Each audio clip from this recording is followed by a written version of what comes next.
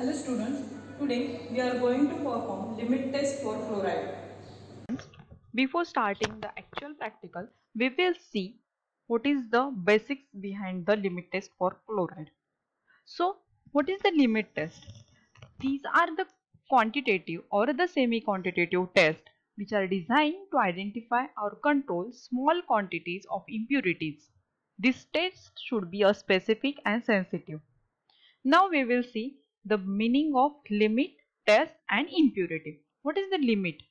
It is a value or the amount that is likely to be present in a substance. What is the test? That is to examine or to investigate. And what is the impurity? It is a foreign matter which is present in a compound. So, we can define the limit test as a quantitative or a semi-quantitative test designed to identify and control small impurities which are likely to be present in a substance. Now we will see the importance for limit test. It is basically to find out the harmful amount of impurities, and second one to find out unavoidable amount of impurities. What are the different types of limit tests then? First one is comparison method, second one quantitative determination, and third one test in which there is no visible reaction. What is the general principle behind this? Let us see. If the sample is lighter in color, turbidity or the opalescence than the standard solution, then it is within the pharmacopoeial limit and that test is acceptable. If the sample is darker, heavier than that of the standard solution, then it is above the pharmacopoeial limit and that will be rejected. Let us see the specificity of limit test. A given limit test for a trace impurity should involve some selective reaction of the reagent with the trace impurities under consideration, detection, specifically characteristics only to it. And what is the sensitivity of limit test? As most of the limit tests involve dilute solution and the results are based on concentration of the trace impurities, the results may take longer duration to become observable or appreciable. Thus, the consideration of duration of the test needs to be a prime consideration in designing the limit test. To perform the limit test, will require one glassware. Okay, that is a Nessler cylinder. Let us see what is the specifications for the Nessler cylinder.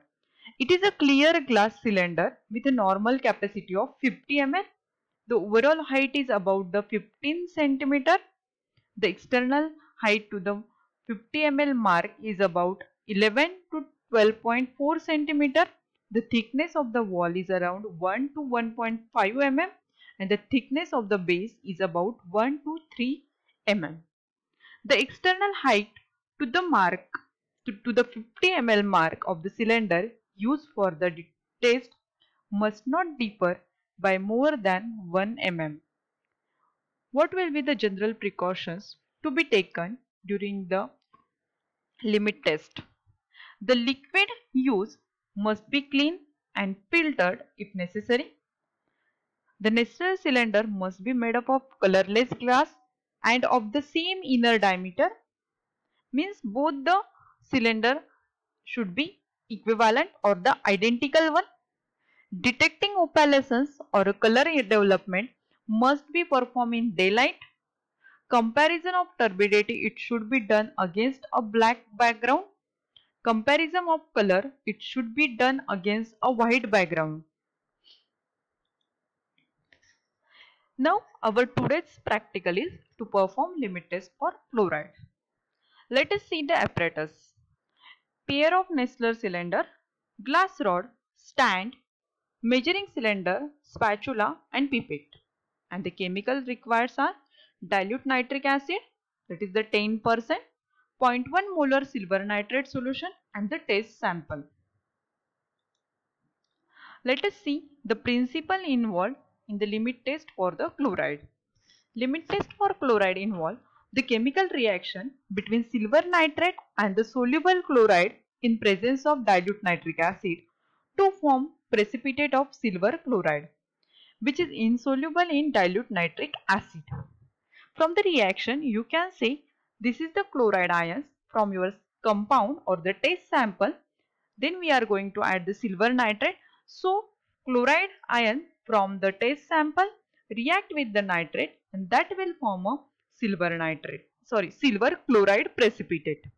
Okay, and then the turbidity, whatever the opalescence or the turbidity of silver chloride is formed in the test solution and the sample solution is compared, then you can see over here the turbidity or opalescence formed in the test solution is compared with the standard solution in a Nessler cylinder by viewing them transversely against dark background.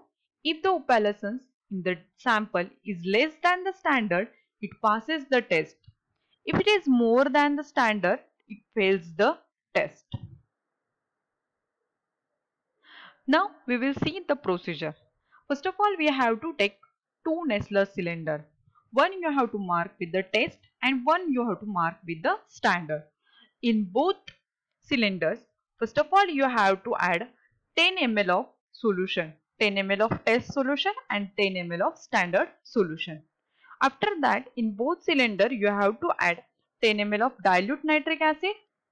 Then you have to make a volume up to a 50 ml with distilled water in a both Nessler cylinder, that is the test as well as standard. After that addition, you have to add 1 ml of 0.1 molar silver nitrate solution in a both Nessler cylinder and stir it immediately. As soon as you add a silver nitrate solution, you will observe the opalescence or the turbidity produced in the solution. Stir that immediately with glass rod and allow it to stand for the 5 minutes. After that, you have to observe the result. Now, see observation. The turbidity or the opalescence produced in a test sample should not be greater than the standard. Okay, if the turbidity produces in the sample solution is less than the standard solution, then the sample will pass the limit test for the chloride, and if it is not, then sample will not pass the limit test for chloride. Students, we have added nitric acid. Let us see the reason behind that addition of nitric acid. Nitric acid is added in the limit test for chloride to make the solution acidic, and that helps the silver chloride precipitate to make the solution turbid at the end of process. Now we can conclude the result of our practical. Likewise, given sample either passes or either fails the limit test for chloride. Now we will proceed for the practical part.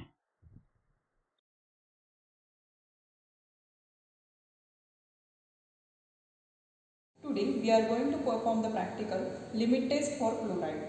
For this practical, we will require the apparatus, that is the pair of Nessler cylinder, then measuring cylinder, pipette. Along with this apparatus, we will require some chemicals, that is the test solution of chloride, then standard solution of chloride, dilute nitric acid, 0.1 molar silver nitrate solution. Now we will start our practical.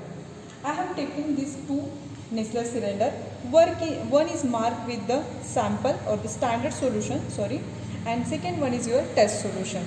In this Nessler cylinders, we have to take the 10 ml of standard solution and the 10 ml of test solution. Now we have to add 10 ml of dilute nitric acid in both the Nessler cylinders.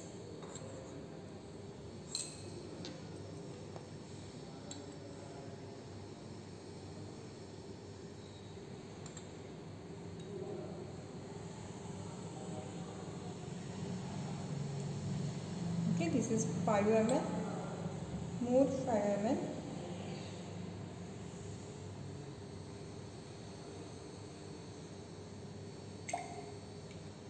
Okay, now we will add 10 ml of dilute nitric acid to the test solution.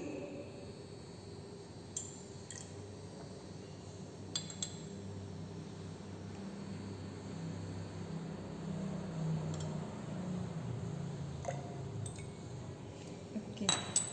Now we have to make both solutions up to the mark with a distilled water.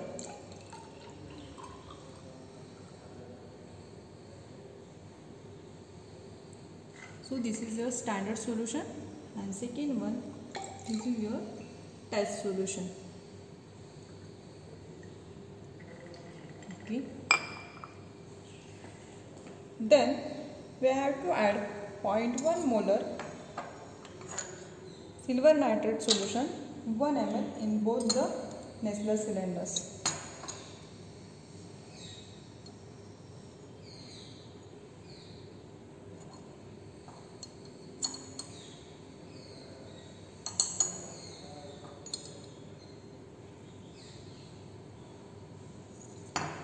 Okay.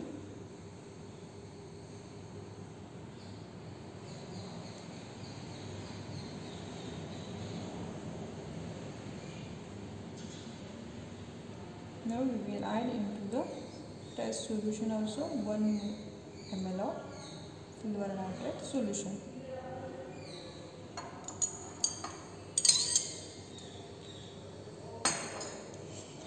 After the addition of silver nitrate solution in both Nessler cylinder, we have to stir the content of Nessler cylinder.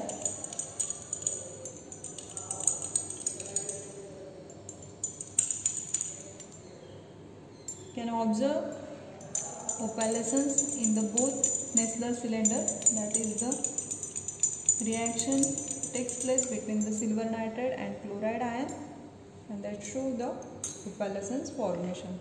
Okay, you have to wait for some times.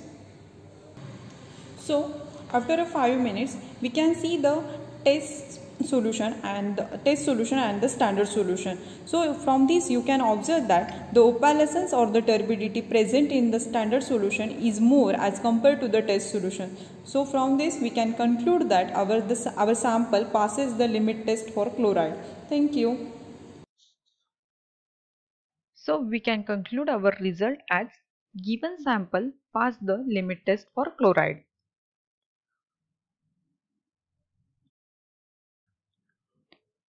Students, now we will see the question bank for our today's practical, that is limit test for chloride.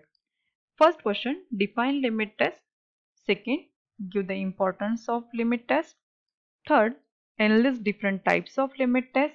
Fourth, give the general principle involved in limit test.